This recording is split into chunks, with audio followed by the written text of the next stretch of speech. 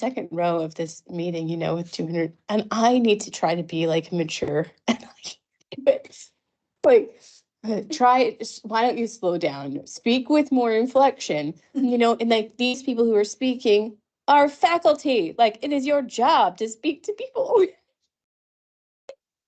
I was just laughing. I thought it was so funny. And I guess it was because it was trying to transcribe, so it was like having trouble and getting tips. I guess like I would turn that thing off. I don't need to. Yeah.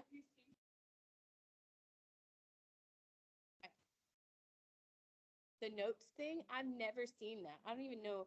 I don't know how I would even make that happen.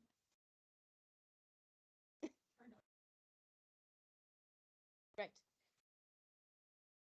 And also they had the waiting room thing on. People couldn't just get into the meeting. So like it kept popping up people in the waiting room. Somebody like in the audience got up to go like let someone in the waiting from the. Okay, at least I'm not the only one who can't do this. Although I've been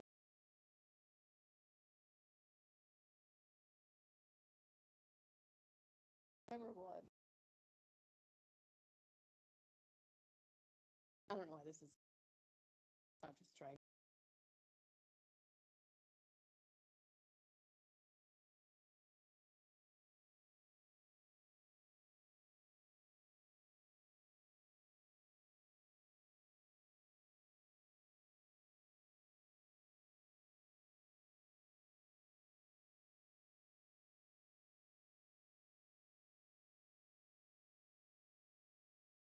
There you go.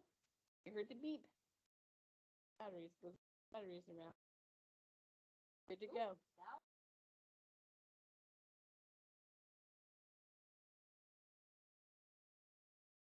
Those bulbs are like $1,100 a piece. So yeah, you're supposed to.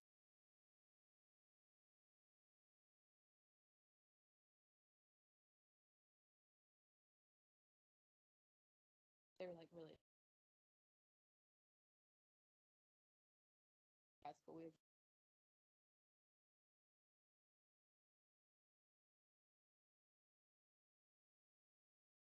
The bulbs work. The rest of it that doesn't.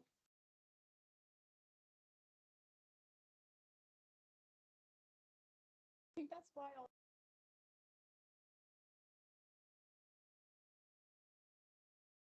Let's just say it's warming up. It's warming up, I think. So in class on Tuesday, we got to this point where five. Yeah. Um, examples with what the like quotient like, and then I mentioned that this is a lot like modular arithmetic stuff. Um, so when you're interested in the remainder like that, you often are going to talk about it with, which is people that is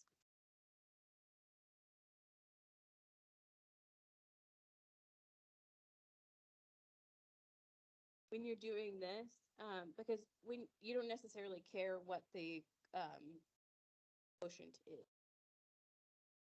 divisor, you care what the remainder is. So, if I were to go back up here and do anything in this would be like 52 mod 8 is equivalent to 4, that remainder. This one, -26 mod 3. This is like how far off are we from a multiple of the thing. So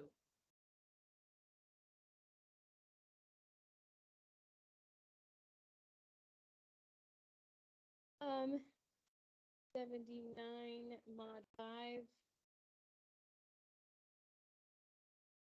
789 mod 23.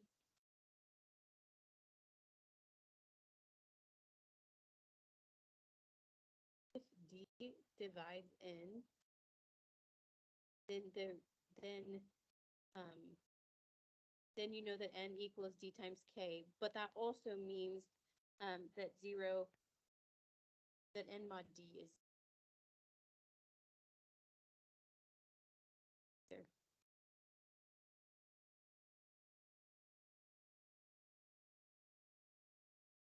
These are all, I mean, these are all if and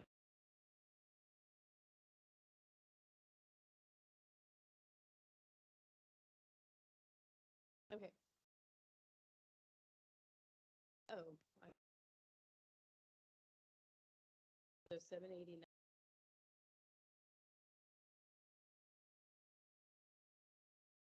like a percent.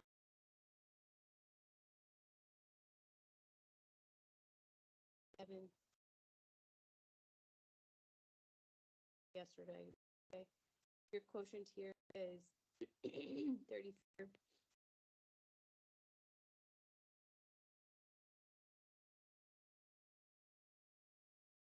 Questions or comments?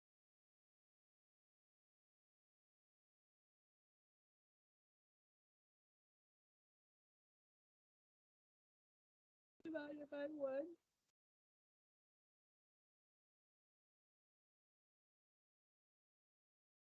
Mod 1.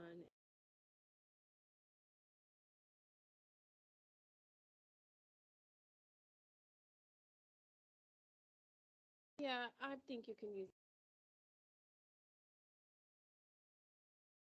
the, I haven't actually talked to you about the equivalence thing, so I shouldn't technically be using a mod equivalent. I'm going to talk about equivalence.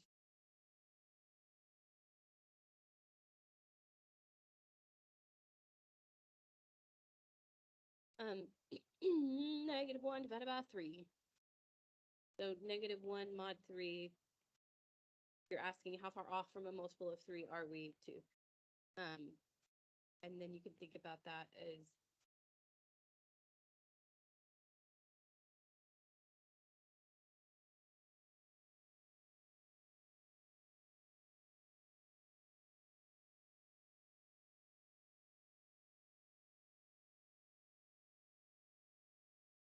if that is a that kind of clock is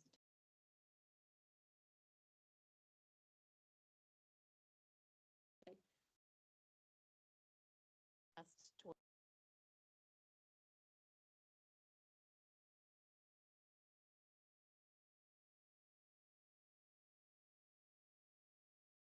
Oh, that's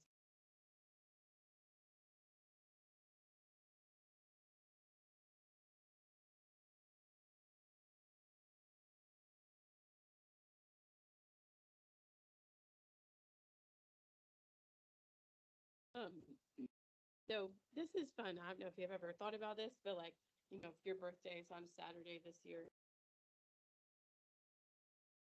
typically, fine. If your birthday is on like Saturday this year,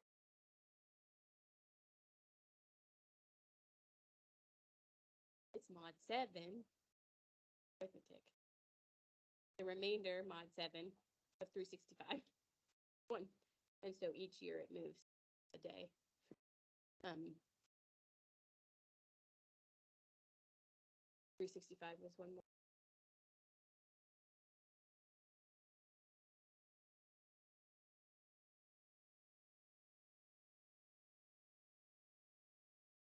Yes.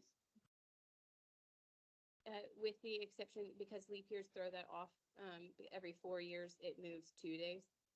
I mean, depending on if you're. So this year, if your birthday is after February, then it's moved 2 days because the leap did. And so like last year, remember birthday's in August, so let's say it was on Monday last year, day this year.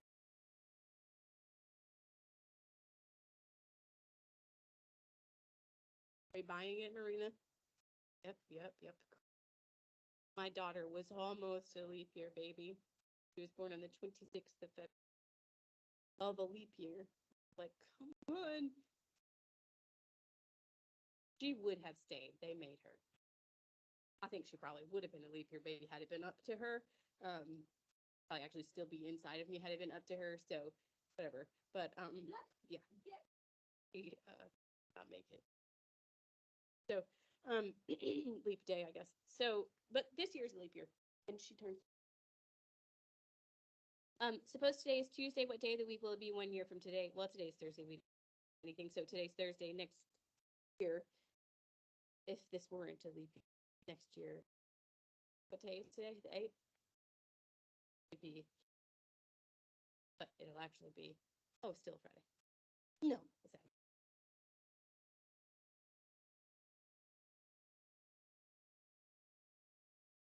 Cool. This would be when, if it wasn't. Because 365 mod 7 is 1. Okay. This is the thing that always blows students' minds, and I don't super know why, so maybe you can tell why. M is an integer. If M mod 11 is 6, what is 4M mod 11?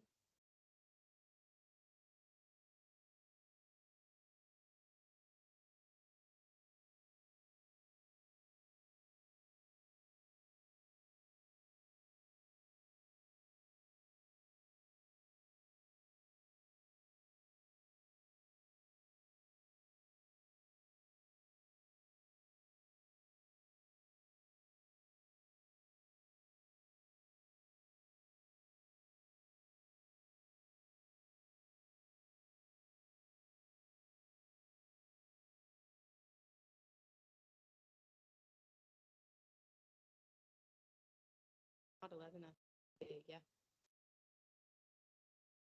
Yep. What is that mod 11? What's 24?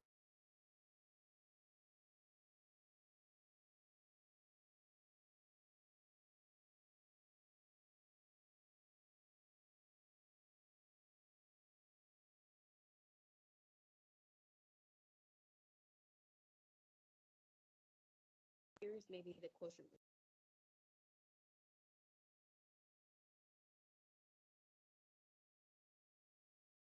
The way we're looking at this would be that M is equal to something times 11 plus 6.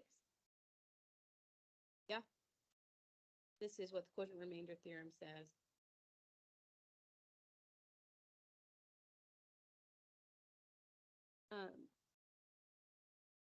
So M is equal to something times 11 plus the remaining 6. If you wanted 4, it makes more with an actual equation. So 4M is equal to 4D times 11. I don't care what's happening here, but then this is 24. But what are the restrictions on my remainder?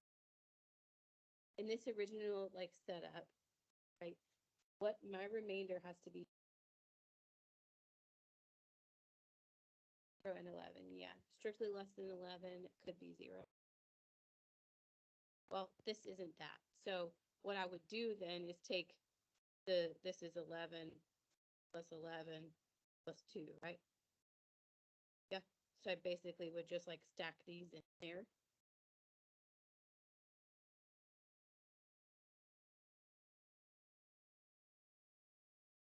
Like the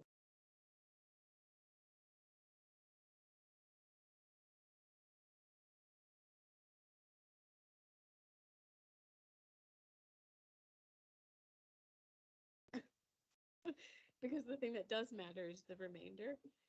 But because this is way too big, I need this to be between 0 and 11. I need, for this number, I need to know what it is mod 11 because I need to push the multiple of 11 into. I guess this is like 11 times 40 plus 2. Huh? Yes. Got 2 other copies of 11 that are here. We're going to push them into that remainder. Then that remainder is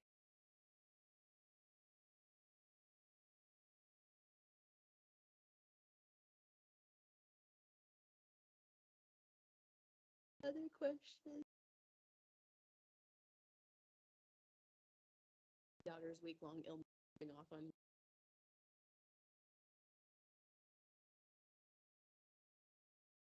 At least it's almost the week.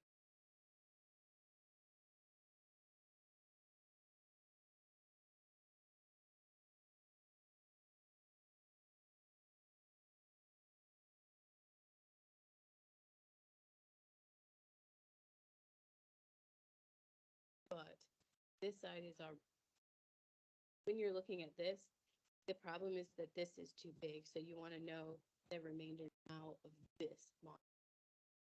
This is already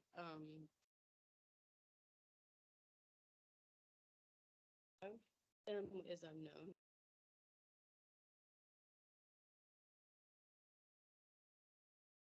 It's two. That's the,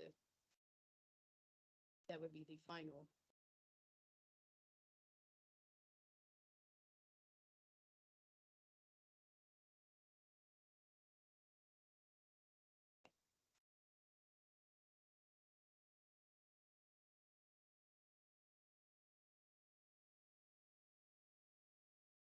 We wouldn't.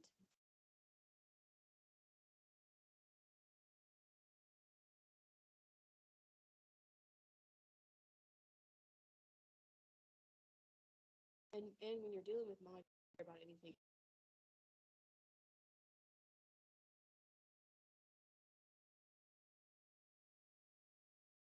Um,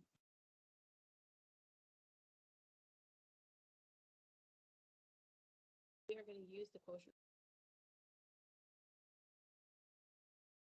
that every n is an integer, d is a positive integer, and there are unique integers q and r between 0 and d, where n equals d cubed. Very good. We're going to use this to prove that every integer is either even or odd.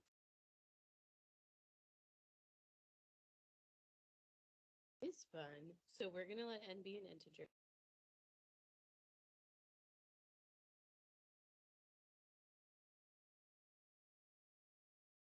For remainder theorem.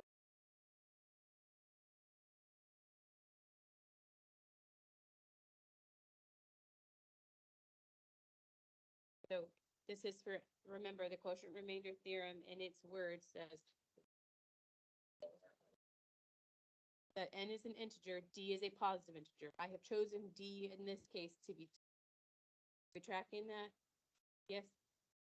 The quotient remainder theorem says that, this works. Then there exists integers q.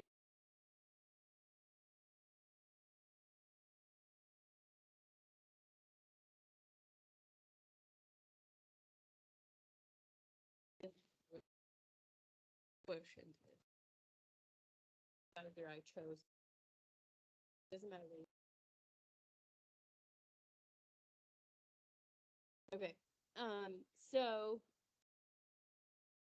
n is equal to 2q plus r for some integers q and r.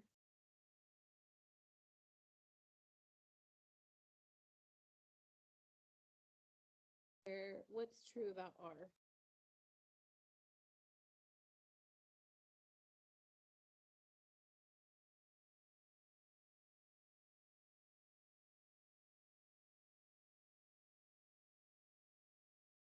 The d value is the thing that we're using here.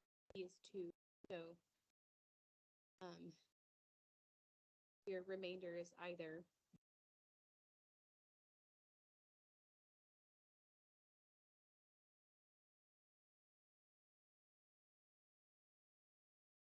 Here is your first proof by cases. We proceed with cases. That means, well, you've got this thing here where one of two things can happen. So you're going to do two little mini proofs where you assume that each one happens, right? So in our first little mini proof, case 1, we're going to assume that r is 0. Our second little mini proof, case 2, we're going to assume that. So when an or thing like this happens in a proof, that's when you're going to know, like, oh, I should break this up into cases and assume each time. So case 1, we're going to let r equal n. N is equal to 2 times q, where q is plus n is what we're trying to do.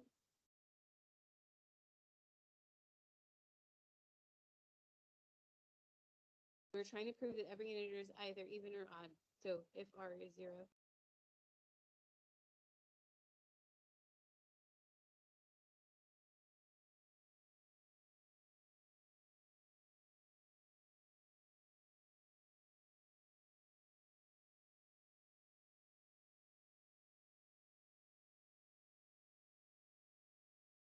Okay,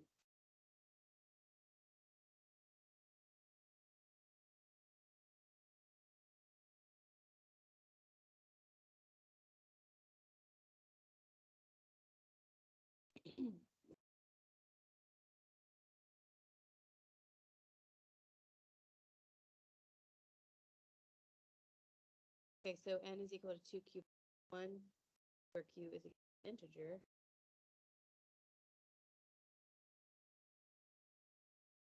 Plus n is, therefore,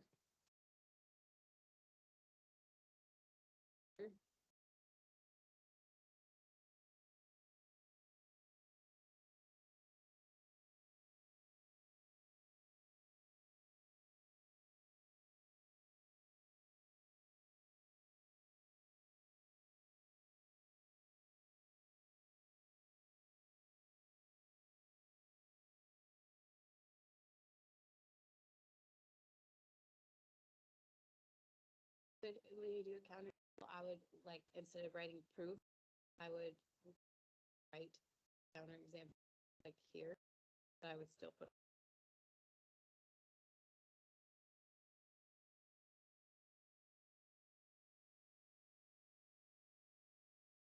Okay.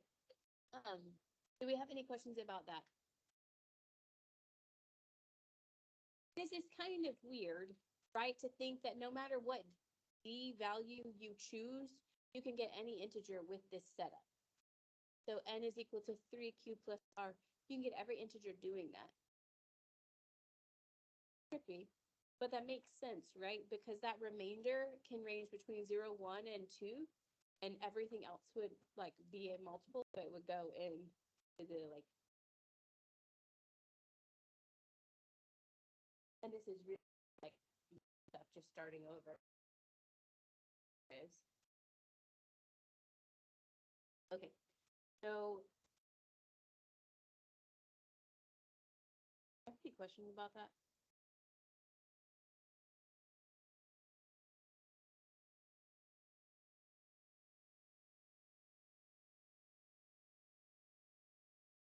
Would do 0, 1, 2. I mean, you would probably be proving different in this case, but yeah. Like under mod 4, you can have a remainder of. Typically, in everything that we do, we're going to have just two. This thing happens or this happens.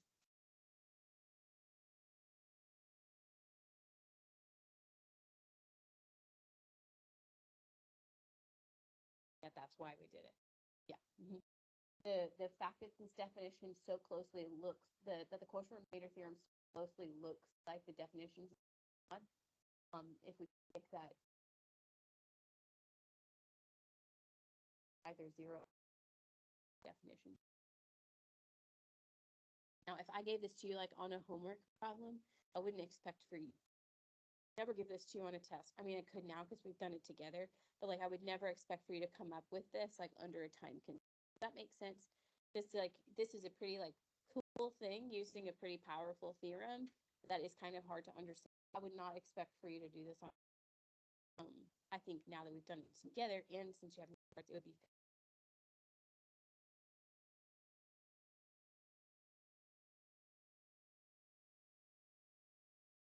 Other question.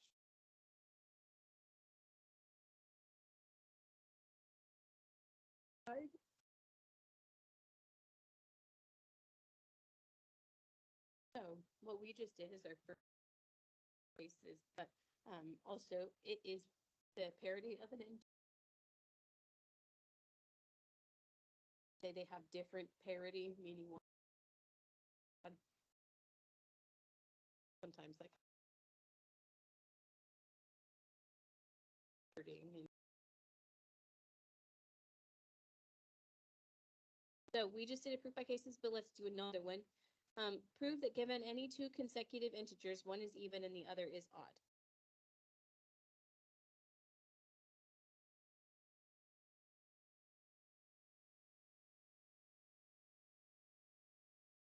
What does it mean to be a? Yeah, like 2 and 3, 3 and 4, 4. Yeah.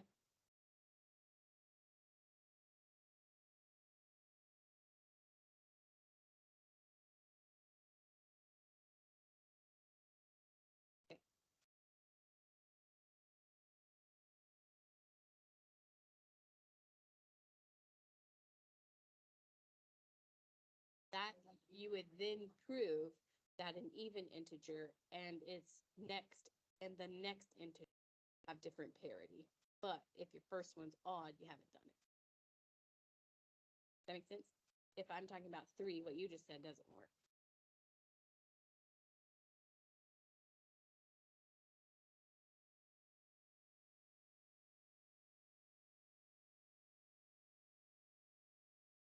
Okay, so let me.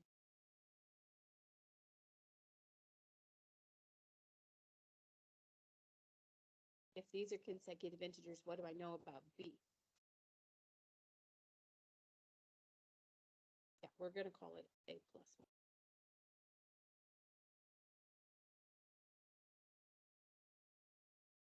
That one is, right. So it's a and the integer right after it. We're going to prove that a and a plus 1 have different parity. What are the options for what a can be?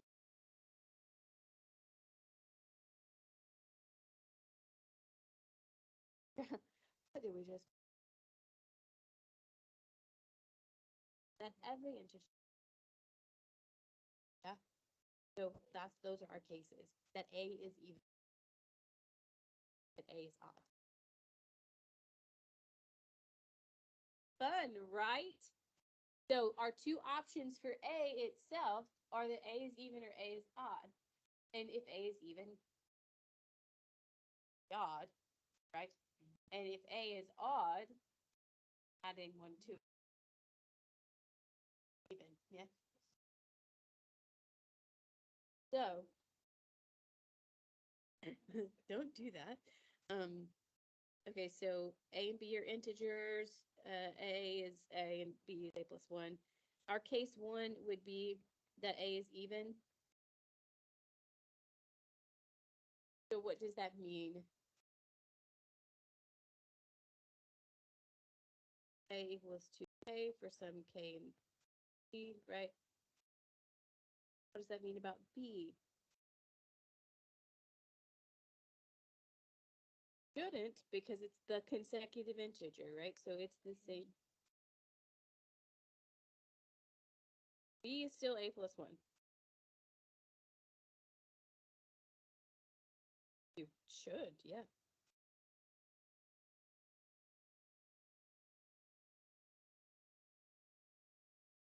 Yeah, we wanted A and B to have different parity, right? One even, one odd. If A is even, B is odd. Case 2, the other option is that, well, what if A isn't even? What if A is odd? Then what does A look like? 2k plus 1. Now, because we're in a different, like, little mini proof, you can use that same k. It doesn't matter. If you're uncomfortable with that, call it P, L, or whatever. What does that mean that B is? Well, B is A plus 1, so B is 2k plus 1 plus 1. 2.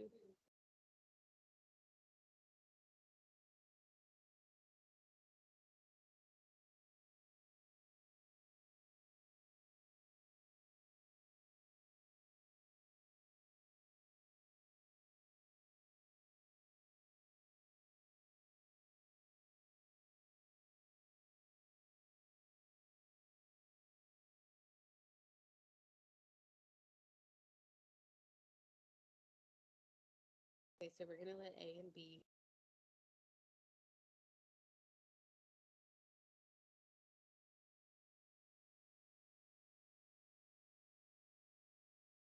B, you're going to say something like notice A is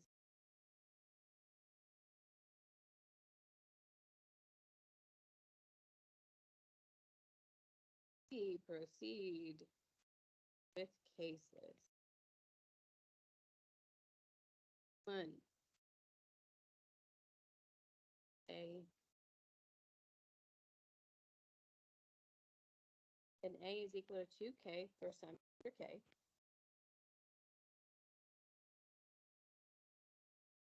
And B is equal to 2k plus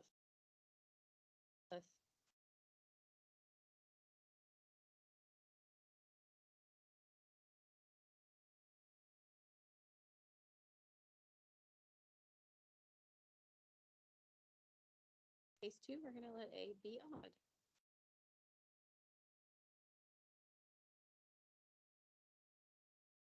A is equal to A plus 1 for some integer K.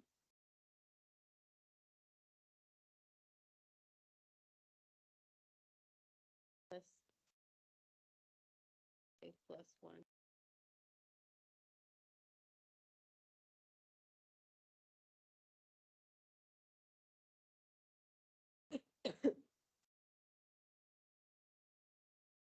Since K plus 1 is an integer,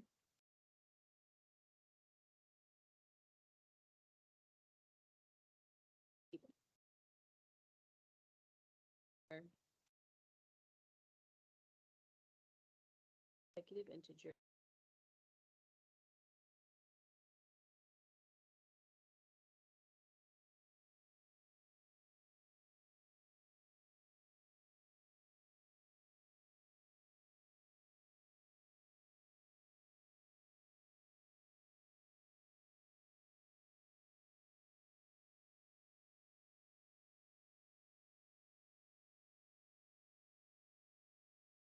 did I answer your question you asked about the homework? Did I just, I'll write through it. Oh, yeah, okay.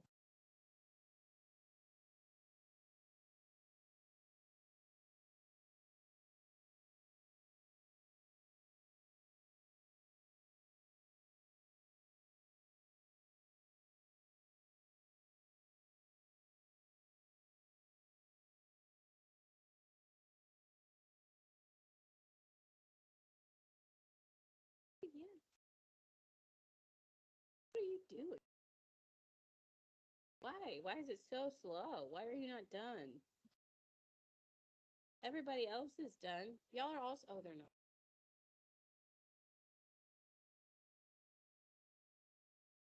I write super fast. Really?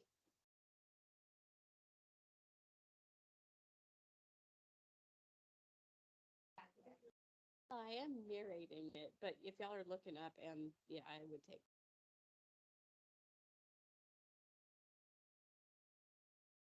Yeah, no, I think you should absolutely. This is why I often have you guys narrate the proofs for me because I will go fast. I also write fast. That one seems harder, no?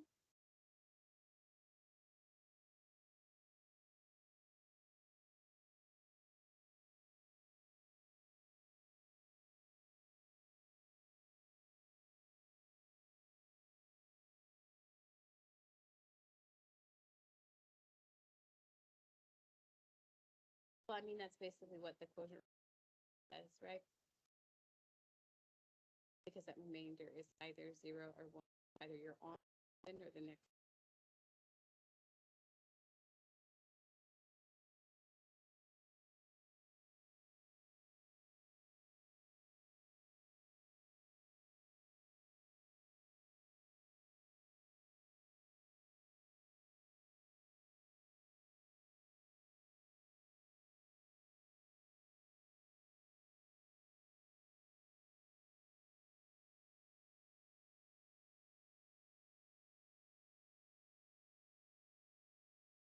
Okay, so we have A and B are non-zero integers. Patchwork is say that. Non-zero integers, your textbook is going to call this Z non-neg. Yeah, that's just silly, stupid looking, but it's less stupid looking than this one. Greater than or equal.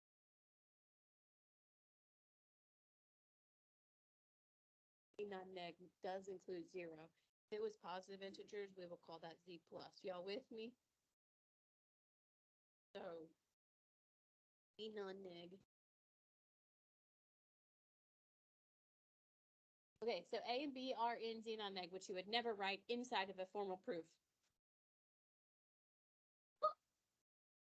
Oh, crap. It does. Shoot. I got so excited to do that too.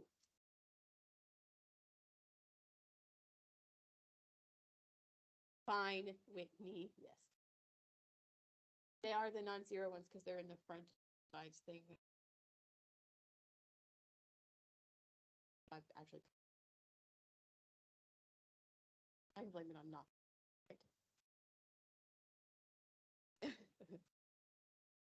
Thank you. Only today. I can take it. Can it be Grace for as long as I'm sick, or does it just run out today? Runs out today and then starts over. Daughter's been sick for a whole week.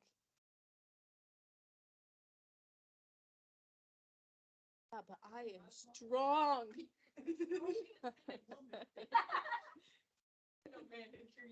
No, no, I do not. I'll be just fine. Yeah, I don't know, man. I'm trying to think, pretty tough. If she has felt like this for an entire week and she hasn't made us all miss.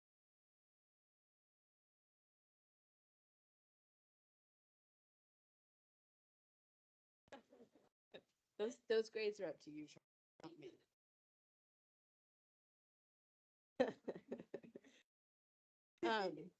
Okay, so we have non-zero, not non-negative. I'm sorry, I got excited. If A and B are non-zero integers where A divides B and B divides A, then A is equal to B or A is equal to negative.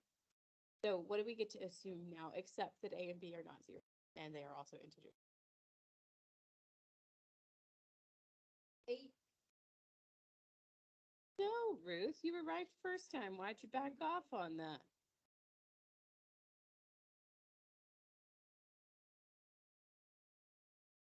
You get to assume the P part, right? That A divides B and B divides A.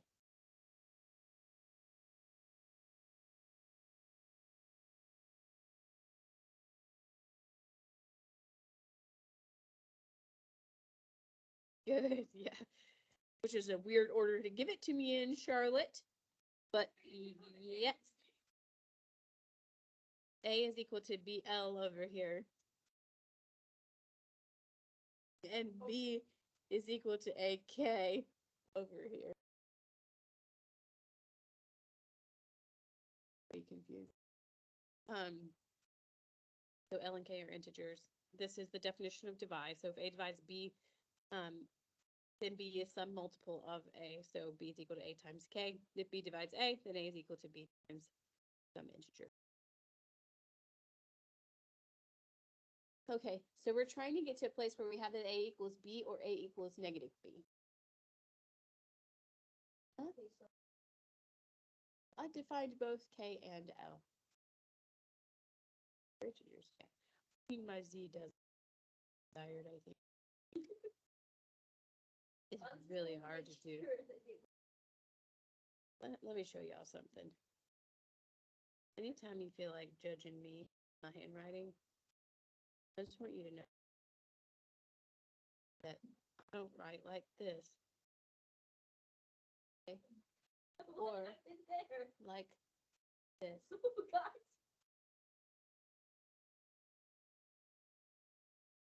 Or like this.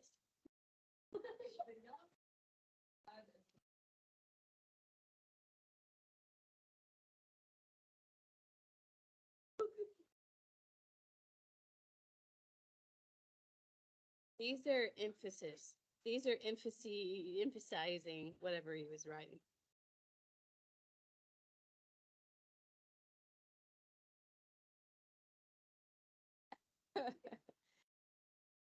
But every time I have students come and write an iPad, I think they can't read. Not really. The pencil and write the same way. The first time I had to do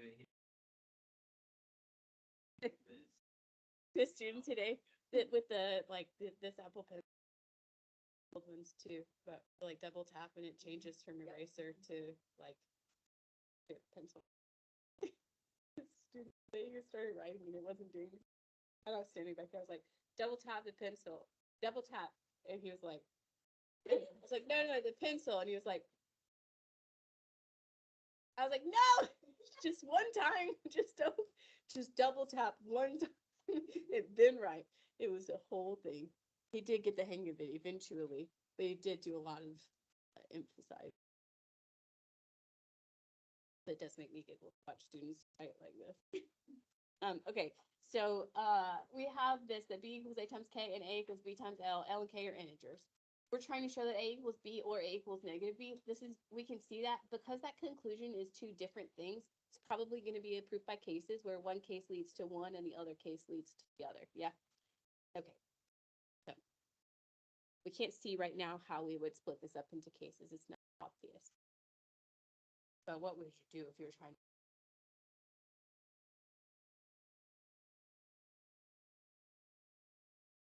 Hang on, Charlotte's talking. You started talking after she did. Sorry.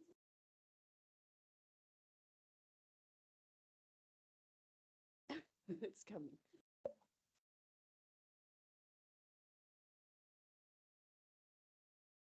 Mhm.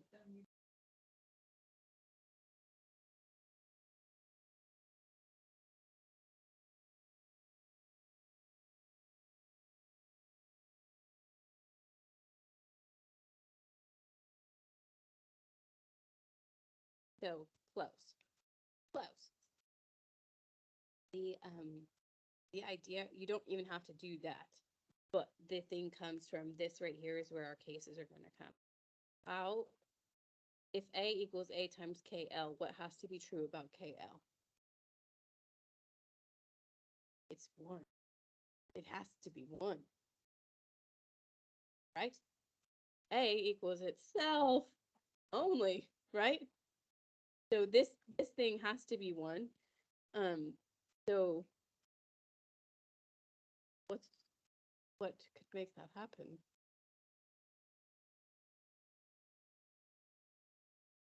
A and L are both 1. One of those is an L. Or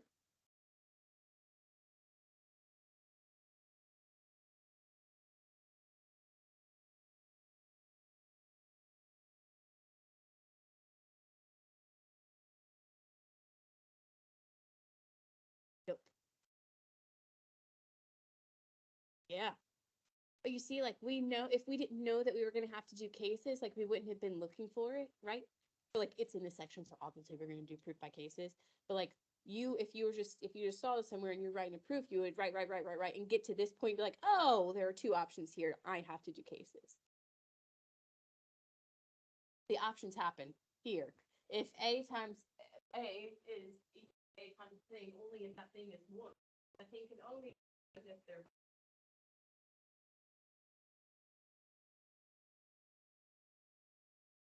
because they're integers. I said, yeah. This works because they're integers, yes. If they were not, there are a whole host of things that could be 1.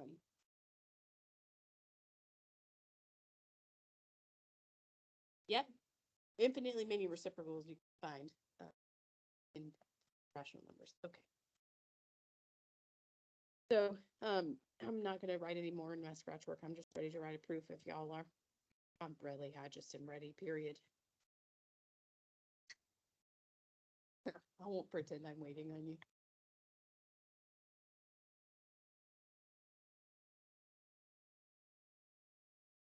I'm not doing.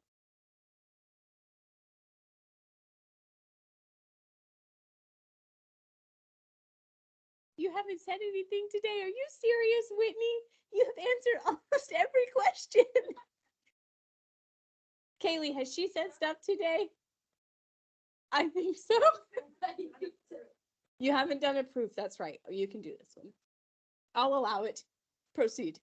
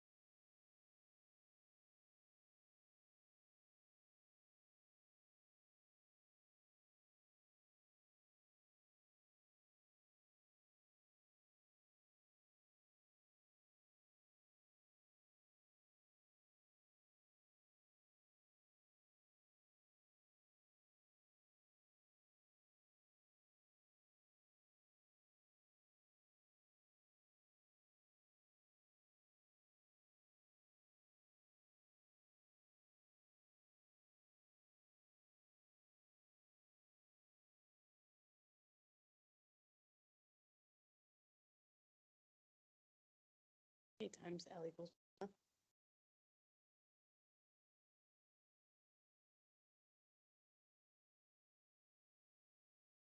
I would say why you need to first.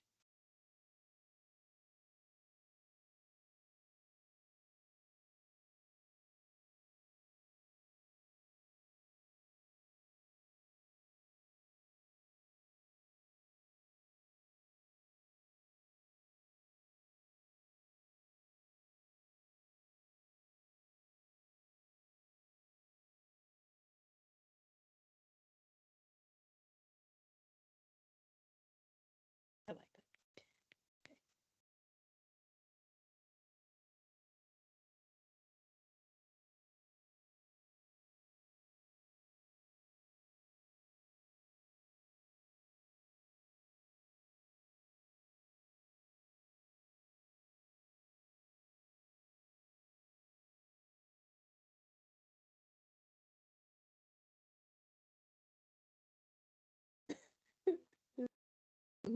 Good.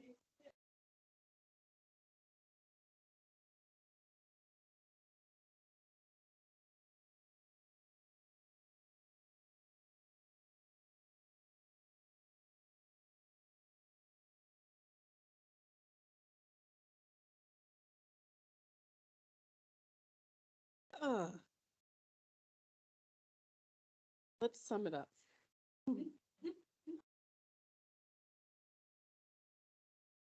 Just gonna restate that thing. So for non-zero integers a and b,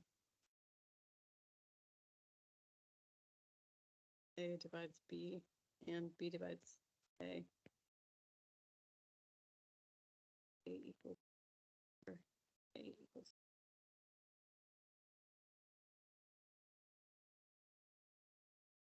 Startling. What? I'm sorry. I do that. Sorry, I didn't mean to say what like that. Yes. How may I help you? Let Kate know.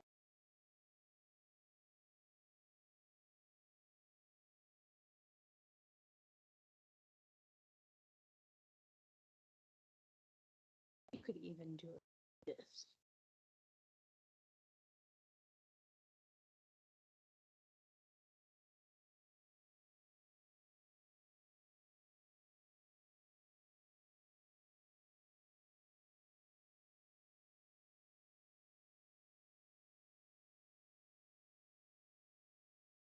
Yes.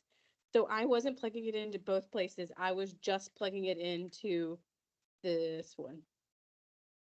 Since A is BL, if L is -1, then A is -B. Yeah.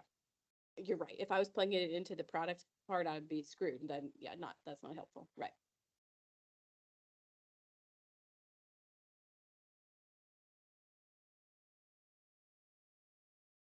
All right. Other questions? It does. There are some days that I, yeah, struggle more than others to write all of this stuff down. But also, I do it a lot, so. The crazy strong hands. These muscles right here really just. So if the student's acting up, you like. Heck. A student, let's talk about my children.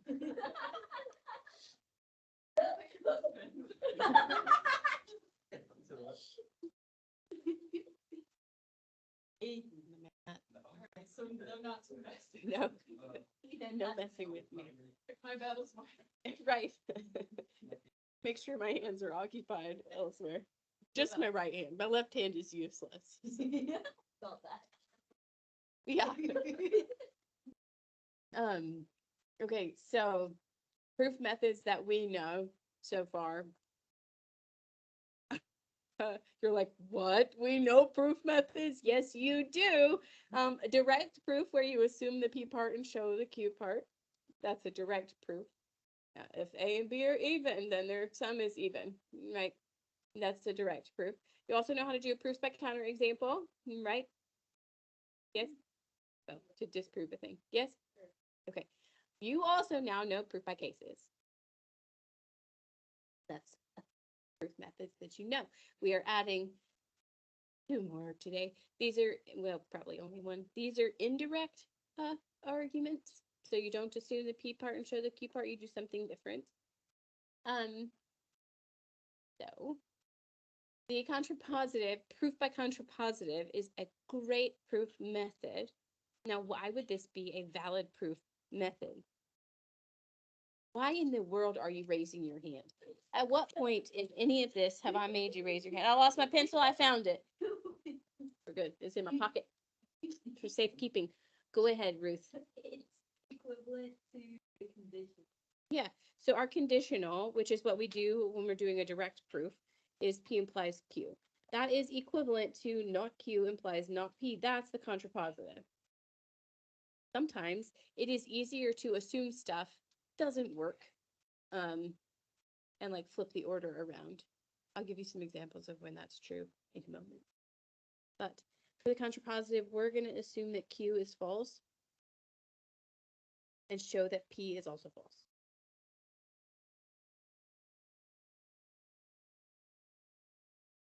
So you assume not Q and you show not P. So this is using the fact that it's equivalent to the contrapositive and that in notation, symbolic notation is not Q implies not P. All of those things say the exact same thing. Hopefully we've got it by now. All three of those lines say the same thing.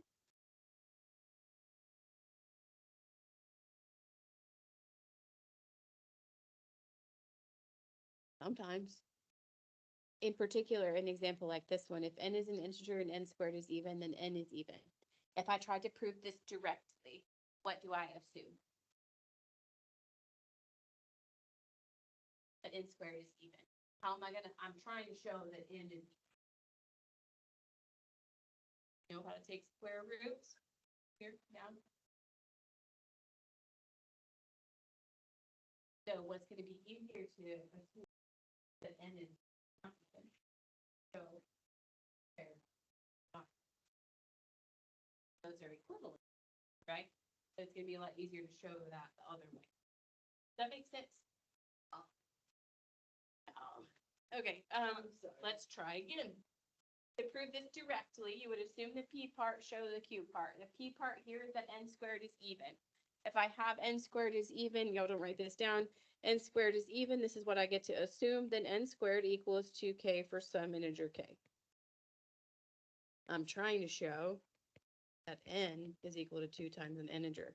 How in the world am I going to get n by itself when I'm looking at n squared? We don't know how it is. If we did take a square root, we have the square root of 2 and the square root of k. K is an integer. Integers aren't closed under square rooting. That was not a thing we talked about, right? So we can't do that. And the square root of 2 is an integer. So that like messes everything up. So we don't want to do it that way. Yeah. And we can't justify anything anymore. So instead, we're going to write down the contrapositive. There are times when applying the definition to the thing at the end is going to be a lot easier, and that's when you want to do the contrapositive. So the contrapositive is for some integer n, for n and z, if n is not even, then n squared is not even. This is a P implies Q. This is a not Q implies not P.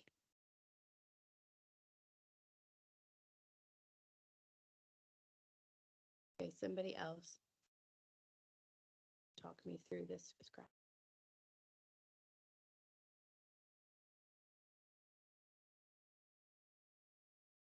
This is, just odd.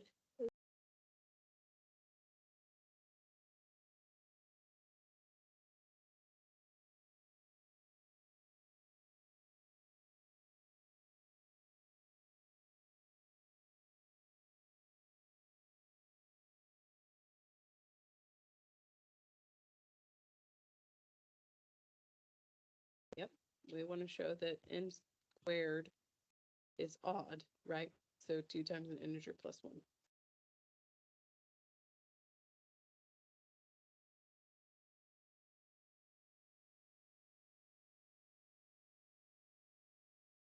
Logan, were you ready to narrate?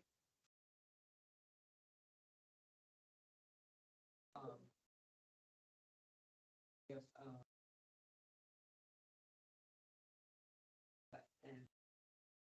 Or proof and right? also proof. Oh, not the proof or the proof? Not the proof. Okay. N equals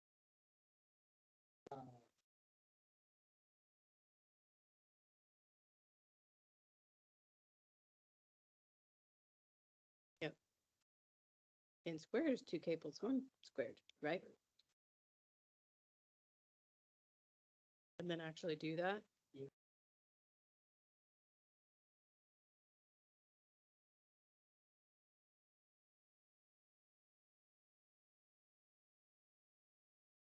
And we're done. and yeah. That's an integer, so you're good to go. Okay, so when you're doing these proofs by contrapositive, you're gonna say that at some point. So you're gonna say by contraposition, or we will prove using the contrapositive, or something to that effect. So I will start that off and then I will leave it to you, Logan, to narrate. So we will prove using the contrapositive.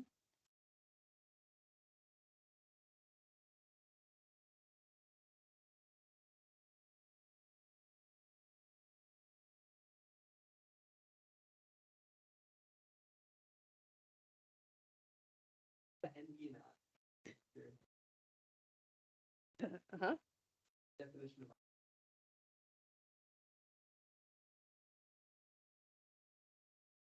For some integer k, make sure you say that. yeah. Huh? Then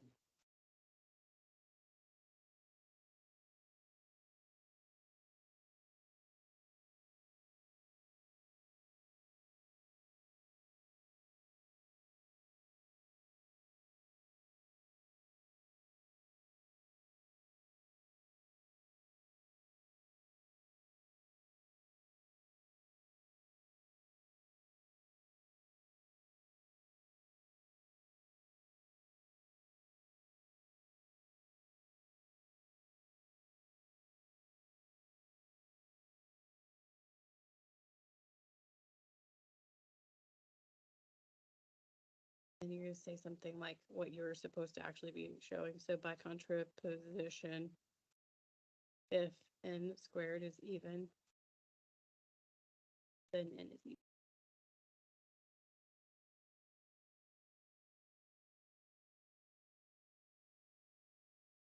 Good job.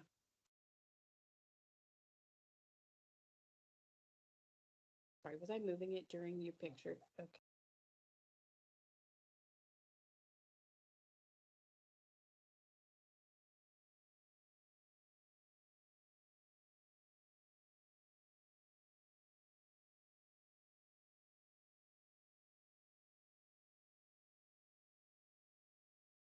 Okay. Number 2 is probably the last one we have. I don't know, maybe.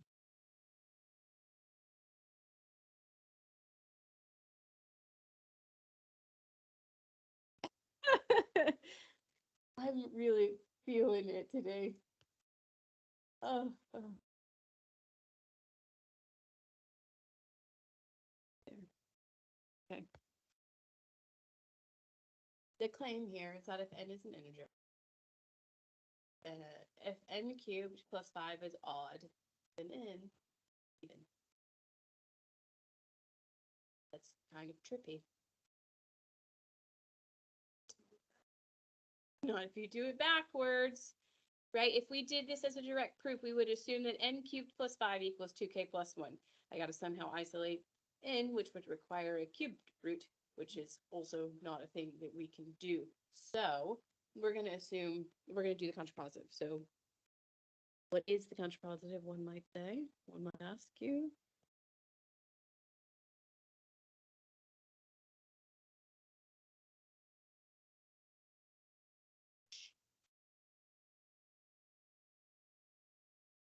Whitney's talking. She's talking and you're talking over her for an integer in what?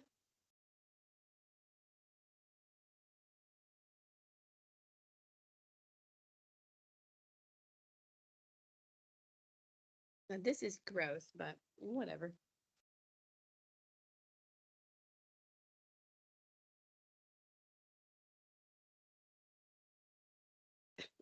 I didn't write down all the steps. I just wrote down a dot, dot, dot, and then the answer of my scratch work, just so y'all know. I did not cube 2, 1.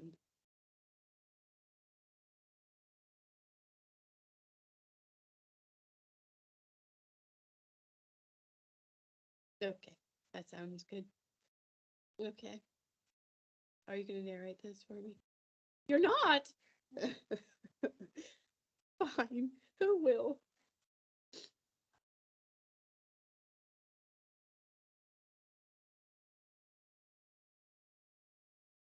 Super bumpy if you have that attitude. Please proceed. You like scratch work? Oh, no. No. Just give me the structure. I'll do the math for you.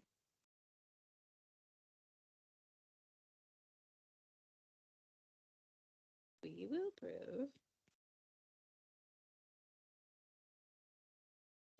Oh, you can say by contraposition. I just hate that word, so then use it. Okay, go ahead.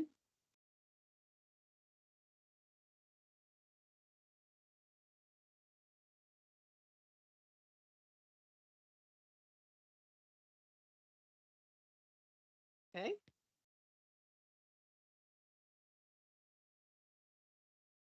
Mhm.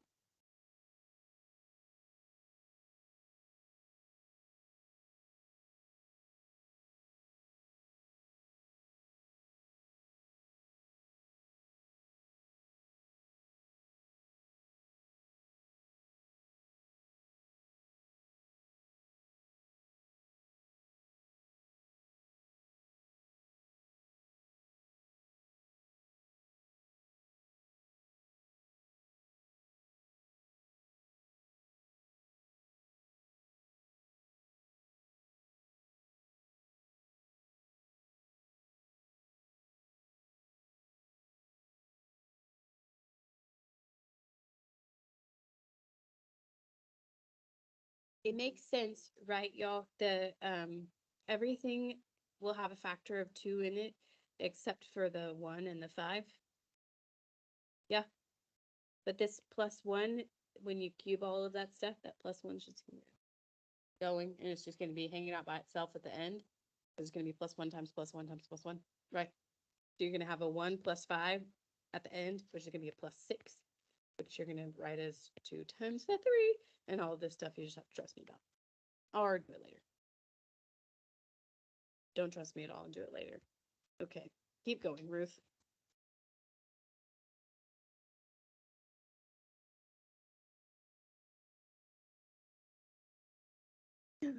Uh-huh.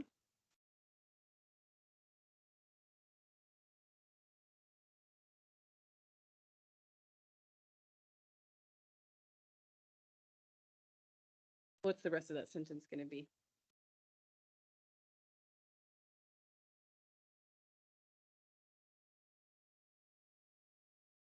So don't say it by contrapositive then, because that's not what the um we have shown by contrapositive this thing. Does that make sense? So we have just shown that this now is even.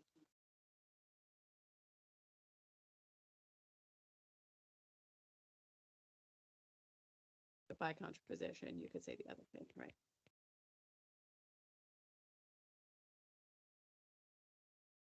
Five is odd.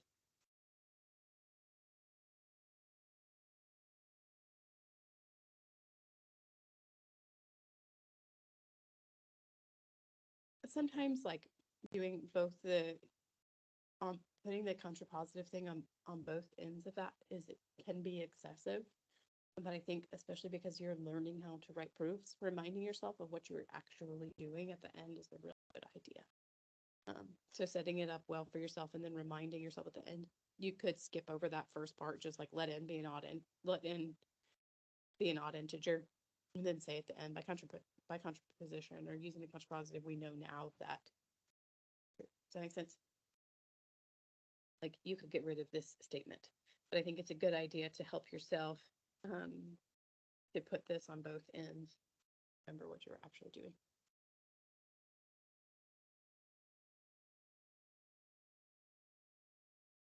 Not ridiculous grade cuts.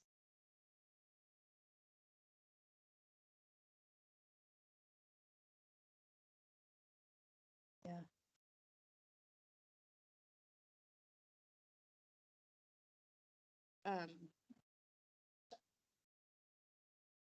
I want to do number 3. We could talk about that on Tuesday if you wish, but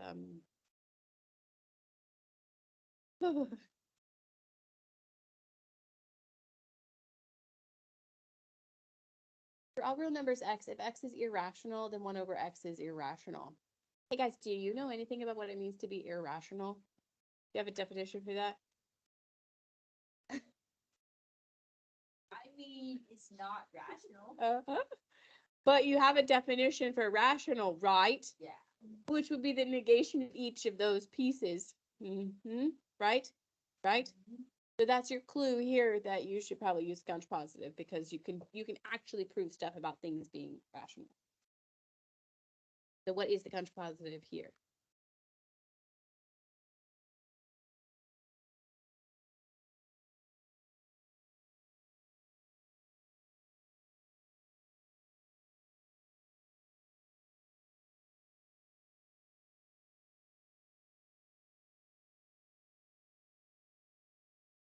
This is real number. Yeah. Okay. I feel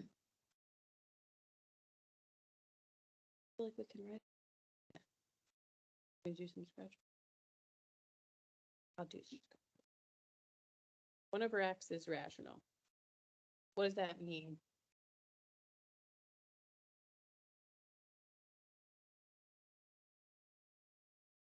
Oh no! It's right in the name. It's a ratio of integers. This is equal to a over b, where a and b are integers, and b is not 0. Yep. You remember that now, right? Right?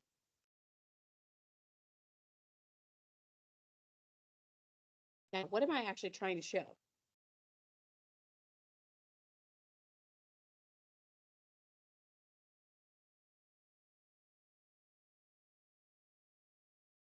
Yep. Those somethings being integers, right? Good. Oh, okay. Well, how am I going to do that?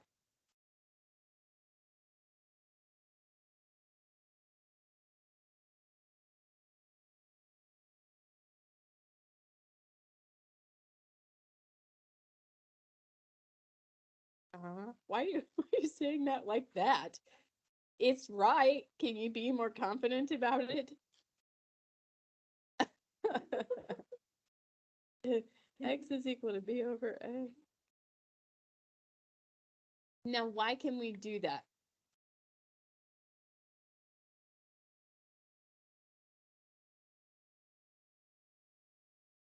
Oh, yeah, for sure. Yeah. Multiply by b on both sides, multiply both sides by x, divide whatever. Yes, they're reciprocals. Yeah.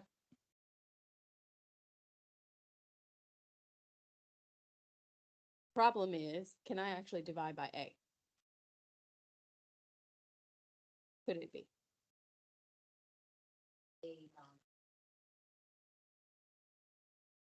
If this thing, if this thing is rational, the rationals are a subset of their real numbers. Yeah. So x is not 0. And if x is not 0, a is not 0. No?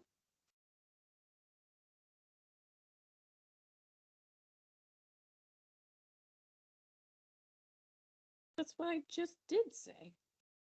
Yes, you can. In fact, I did.